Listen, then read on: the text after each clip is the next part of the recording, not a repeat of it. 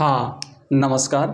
तो देखिए इंग्लिश की जो अपनी पोइम्स हैं, पोएट्री सेक्शन जो है, उसमें जितने भी पोइम्स हैं, उनको हम एक स्टोरी वे में पढ़ेंगे ताकि उसकी हर चीज़ आपको याद रह जाए। तो सबसे पहली हमारी जो पोएट्री है कमला दास के द्वारा लिखी हुई माय मदर एट 66, इसको हम पढ़ेंगे। आइए एक बड़े विस्तार से और डिटेल में हम इसे बड़ी कहानी स्टोरी वे में इसे समझने वाले हैं। तो देखो कि हम इसे एक कहानी की तरह समझेंगे। थोड़ा सा आप यहाँ पे ध्यान देंगे।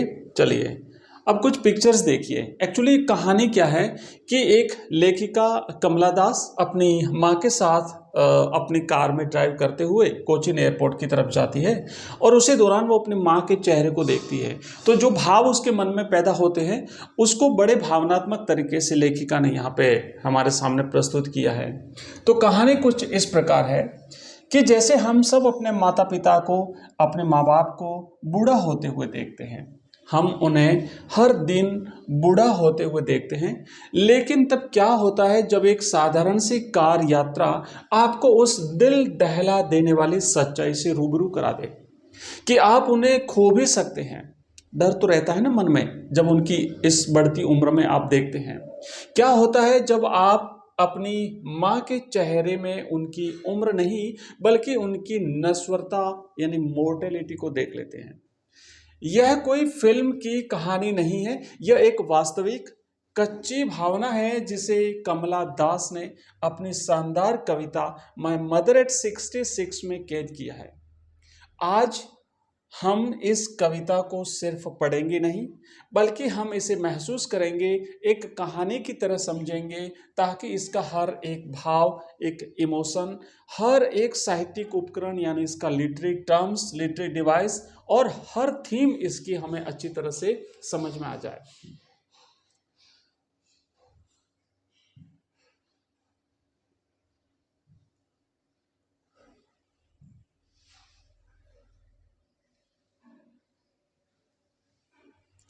तो तो हम इस तरीके से पढ़ेंगे कि इसका हर भाव आपके दिमाग में बैठ जाए और परीक्षा में आपको ज़्यादा परेशानी नहीं हो। कल्पना कीजिए शुक्रवार की सुबह है। अब यहीं से प्रश्न बनना शुरू होता है कि कविता में किस दिन की बात हुई है। माय मदर 66 में कमला दास किस दिन अपनी माँ के साथ कोचीन एयरपोर्ट जा रही थी। तो दैट वाज फ्राइडे। ध्यान देना है, ये एक फ्राइडे का दिन था। ये फ्राइडे के दिन कमला दास अपनी माँ के साथ कोचीन एयरपोर्ट जा रही थी। अपने माता पिता के घर से कोचीन हवाई अड्डे के लिए निकल रही है। ध्यान देना यहाँ पर कमला दास कहाँ से जा रही थी कोचीन एयरपोर्ट, तो अपने माता पिता के घर से, अपने पेरेंट्स की होम से।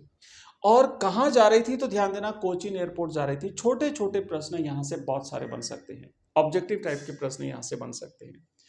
आप गाड़ी चला रहे हैं, यानी कमला दास गाड़ी चला रही थी और आपके ठीक बगल में उसकी माँ बैठी है। कमला दास के बगल में वह ऊँघ रही थी, नींद में है, उसका मुंह थोड़ा सा खुला हुआ है। आप बस एक नजर उन पर डालते हैं और आपका दिल एकदम से भारी हो जाता है। जैसे ही कमला दास ने अपनी माँ को देखा उसका दिल भारी हो गया। एक अजीब सा दर्द, एक अजीब सी पीड़ा उठती है क्योंकि उनका चेहरा, माँ का चेहरा, उनका चेहरा ऐसन यानी राख के जैसा लग रहा है। राख जैसा, बिल्कुल बेजान, बिल्कुल एक शव, कॉर्प्स के जैसा, एक मृत शरीर की तरह। और उसी पल, उसी एक क्षण में आपको यह अचानक चुभने वाला एहसास होता है that she was as old as she looked, कि वो उतनी बूढ़ी हो गई है जितनी वास्तव में वो दिखाई दे रही है। जितनी बूढ़ी दिखाई दे रही है वास्तव में वो उतनी बूढ़ी हो गई है। हाँ, वह सच में उतनी बूढ़ी हो चुकी है जितनी की वह दिख रही है। और फिर आगे देखिए, आगे फिर क्या होता है। बाहर की दुनिया की तरफ, अब जब ये दर्द भरा भाव जब उसके हृदय में उत्पन्न हुआ तो उसे थोड़ा सा भुलाने के लिए कमला दास बाहर के दृश्य को देखती है। जैसे ही कवित्री बाहर देखती है उन्हें दो चीजें दिखाई देती है। ध्यान देना, पहली चीज तो थी यंग ट्रीज स्प्रिंटिंग, तेजी से दौड़ते भागते पेड़, युवा पेड़। और दूसरी जो चीज थी वो थी the Mary children spilling out of their Holmes, अपने अपने घरों से, खुशी से घरों से बाहर उमड़ते घुमड़ते दौड़ते बच्चे। तो दो चीजें हो गई, पहले बात करते हैं यंग ट्रीज स्प्रिंटिंग की। यहाँ एक और कमाल का काव्य उपकरण है, यानी मानवीकरण अलंकार। हिंदी में हम पढ़ते हैं ना मानवीकरण अलंकार, इंग्लिश में कहते हैं पर्सनिफिकेशन। पेड़ भाग नहीं सकते, तेज नहीं दौड़ सकते, तो कवित्री ऐसा क्यों कह रही है?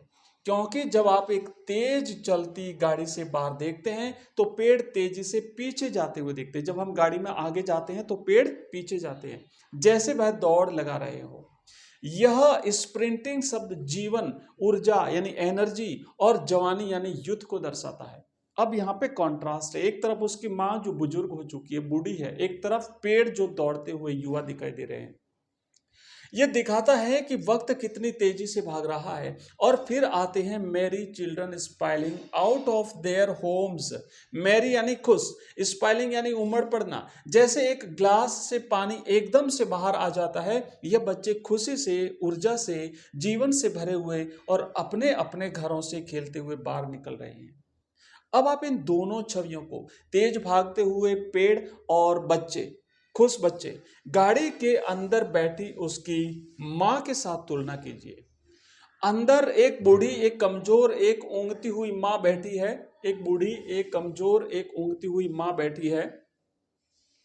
ऊँगती हुई मां है जिनका चेहरा जो है वो एक शव के जैसा लग रहा है। और बाहर क्या है? बाहर जवानी, ऊर्जा, जीवन और खुशी। बिल्कुल ऑपोजिट चीजें दिखाई दे रही है। यह विरोध यानी कॉन्ट्रास्ट, ये एक जंक्सटेपोजिशन कवित्री ने जानबूझकर इन दो अलग अलग आलम को एक साथ रखा है। बाहर की दुनिया जीवन से भरपूर है, जबकि अंदर की दुनिया में मौत का यानी नश्वरता का एहसास है। यह विरोध अंदर के दर्द को और भी गहरा बना देता है। कवित्री को शायद अपना बचपन याद आ रहा है, जब उनकी माँ भी जवान और ऊर्जावान थी और वक्त ने सब कुछ जैसे अब बदल दिया। अब हम जाते हैं हवाई अड्डे पर और यहाँ का दृश्य देखते हैं। अब हवाई अड्डे पर यह कहानी आगे बढ़ती है। हवाई अड्डा आ गया है, सुरक्षा जांच यानी सिक्योरिटी चेक हो चुका है। कवित्री अपनी माँ से अ फ्यू यार्ड्स अवे, कुछ गज की दूरी पर खड़ी है। वह उन्हें एक बार फिर देखती है और इस बार उन्हें अपनी माँ का चेहरा कैसा लगता है? Well, wan, pale as a late winter's moon. यह कविता का दूसरा और उतना ही महत्वपूर्ण उपमा सिमिल है। वान का मतलब है पीला, रंगहीन या कमजोर होता है। उनकी मां का चेहरा लेट विंटर्स मून यानी देर से आने वाले सर्दी के चांद जैसा लग रहा है। देर की सर्दी में चांद कैसा होता है आपने देखा होगा? वह कोहरे और धुंध के पीछे छुपा हुआ होता है। उसकी चमक कम हो जाती है, वह धुंधला और हल्का सा दिखता है। बिल्कुल वैसे ही जैसे कवित्री की माँ का जीवन, उसकी खोई हुई ऊर्जा, उसका बुढ़ापा, ये सब कुछ जैसा दिखाई दे रहा है उसी रूप में। अब बुढ़ापे के कोहरे में कहीं खो गई है, उसकी चमक धीरे धीरे फीकी पड़ रही है। और इस छवि को देखते ही कवित्री को वही पुराना दर्द, वही जाना पहचाना एहसास एक बार फिर से वापस आ जाता है। फेल्ट दैट ओल्ड फैमिलियर एक माई चाइल्डहुड्स फियर। मेरा वही बचपन का डर। ये कौन सा डर है? यह हर बच्चे का डर है। अपनी माँ को खोने का डर, उनसे अलग होने का डर। बचपन में जब हम अपनी माँ से थोड़ी देर के लिए भी अलग होते थे तो एक अजीब सी घबराहट होती थी। लेकिन बचपन का वह डर अस्थायी, टेम्परेरी था। बस इस उम्र में अब यह स्थायी लग रहा है, क्योंकि अब अलगाव का मतलब शायद हमेशा के लिए अलग हो जाना है। यह एहसास कि शायद यह उनकी आखिरी मुलाकात हो, यही वह फैमिलियर एक परिचित दर्द है जो उन्हें अंदर से हिला देता है। और आगे बढ़ेंगे। अब विदाई के शब्द, मुस्कुराओ और मुस्कुराओ और मुस्कुराओ। अंत में कहते हैं ना, smile and smile and smile. इस दर्द के बावजूद, इस डर के बावजूद कवित्री क्या कहती है? वह रोती है? नहीं। क्या वह अपनी माँ को गले लगाकर अपना डर जाहिर करती है? नहीं। But all I said was see you soon अम्मा, all I did was smile and smile and smile. वह सिर्फ कहती है सी यू सून अम्मा, जल्द ही मिलते हैं अम्मा, है ना, फिर मिलेंगे। यह एक उम्मीद है, एक आशा है, एक प्रार्थना कि वह अपनी माँ को दोबारा देख पाए। यह एक झूठी तसल्ली भी है जो वह अपनी माँ को दे रही है और शायद खुद को भी। और फिर आखिरी line, all I did was smile and smile and smile. यहाँ स्माइल शब्द को 3 बार दोहराया गया है। यह पुनरावृत्ति यानी रिपीटेशन उपकरण का एक बेहतरीन इस्तेमाल है। यह कोई खुशी वाली मुस्कान नहीं है, यह एक नकाब मास्क है, एक पर्दा है। यह मुस्कान अपने आंसुओं को, अपने डर को और अपने दर्द को छुपाने के लिए है। पहली मुस्कान अपनी मां को आश्वासन देने के लिए है ताकि वह चिंता न करे। दूसरी मुस्कान अपने खुद के टूटते हुए दिल को संभालने के लिए है। और तीसरी मुस्कान उस उम्मीद को जिंदा रखने के लिए है कि सी यू सून सच हो जाए, दोबारा मिलना संभव हो जाए। यह पुनरावृत्ति उस कोशिश को, उस प्रयास को उजागर करता है जो कवित्री अपने भावों को दबाने के लिए कर रही है। और अब इसमें हम कुछ जो साहित्यिक उपकरण हुए हैं उसको भी देख लेते हैं। अब फटाफट से हम उन सारे उपकरणों को देखेंगे।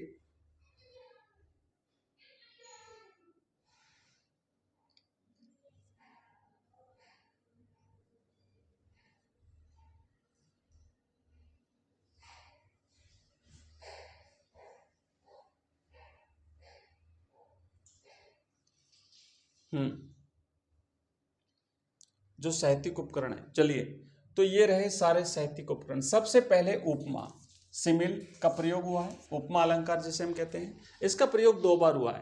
पहला, हर face as in like that of a corpse, जब वो अपनी माँ के चेहरे को पहली बार देखती है गाड़ी में, है ना, उसके बाद तो फिर वो बाहर पेड़ों की तरफ देखती है, लेकिन पहली बार जब देखती है तो उसे वो सारी चीजें दिखाई देती है। और दूसरी बार वो जब उसका पहला पीला पड़ा हुआ चेहरा जो विंटर लेट नाइट्स मून की तरह दिखाई देता है। उसके बाद मानवीकरण अलंकार का प्रयोग हुआ जिसे पर्सनिफिकेशन कहते हैं। यहाँ पे पेड़ों को दौड़ते हुए दिखाया गया है। उसके बाद फिर विरोध दिखाया गया है, कॉन्ट्रास्ट या जक्सटेपोजिशन। कविता का मूल इस पर आधारित है। गाड़ी के अंदर की दुनिया, बूढ़ी माँ, डर, मृत्यु, और बाहर की दुनिया, युवा, पेड़, खुश बच्चे, जीवन के बीच में एक विरोधाभास है। और नेक्स्ट है पुनरावृत्ति, रिपीटेशन हुआ है आखिरी लाइन में, smile and smile and smile. तो ये कवित्री के अपने असली भावों को छुपाने का एक प्रयास है। उसके बाद बिंब, इमेजरी, यानी कविता शक्तिशाली छवियों से भरी हुई है। As in like, sprinting trees, merry children, late winter's moon, ये सारी चीजें जो है वो क्या है, कुछ इस इमेजरी है। हाँ ठीक है। तो इस तरीके से देखो, हमने देखा कि ये जो हमारी जो कविता है, इस कविता को आपने अच्छी तरह से समझ लिया होगा, बहुत सारा एक आइडिया आपके दिमाग में बैठ गया होगा। और इसी तरीके से हम हर कविता को एक स्टोरी वे में समझने वाले हैं ताकि आपके दिमाग में अच्छी तरह से बैठ जाए। आप चाहो तो इसकी पीडीएफ में अवेलेबल करा दूंगा, मुझे कमेंट कर देना। और ये कहानी कैसी लगी आपको इस कविता की, क्योंकि है तो पोइट्री पर एक कहानी के रूप में हमने पढ़ा है, तो आपको कैसी लगी बताइए मुझे। अगर आपको अच्छी लगी हो तो मैं इसी प्रकार और प्रयास करके आपको सारी कविताएं उपलब्ध करा दूंगा और फिर सबका एक समराइज क्लास भी हो जाएगी। तो आपको पूरा आइडिया जो है वो दिमाग में बैठ जाएगा और परीक्षा में जिसने भी अगर नहीं पढ़ पाए हैं अभी आप लोग अभी तक, तो आराम से पढ़ पाओगे आप लोग। ठीक है, तो मिलते हैं अगली क्लास में। जय हिंद, जय भारत।